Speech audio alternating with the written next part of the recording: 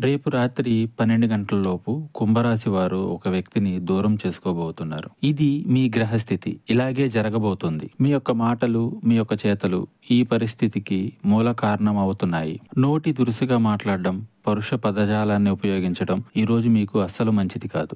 ఒకరి గురించి మరి ఒకరి దగ్గర అస్సలు చెప్పవద్దు. మీకు తెలియని విషయాన్ని గురించి నమ్మి అస్సలు మాట్లాడవద్దు. ఒంటరిగా ఉండటం మంచిది. మౌనంగా ఉండటం మీకు ఇంకా మంచిది. అనని మాటలు అన్నట్టుగా కొంతమంది చిత్రీకరించే ప్రయత్నం చేయొచ్చు. ఇది మిమ్మల్ని రెచ్చగొట్టే ప్రయత్నమని మీరు గుర్తుంచుకోండి. అలా కాకుండా కోపాన్ని ప్రదర్శించిన అనర్థాలకి మూల కారణం అవుతుంది. బంధం విచ్ఛిన్నమయ్యే ప్రమాదం కనిపిస్తుంది. మీకు అత్యంత స్నేహితులు కావచ్చు, బంధుమిత్రులు కావచ్చు, సన్నిహితులు కావచ్చు, అపార్థాల కారణంగా మీకు దూరం అవ్వబోతున్నారు. కావున జాగ్రత్త వహించండి. నిత్యం శివభగవానుని పూజించడం శ్రేయదాయకం.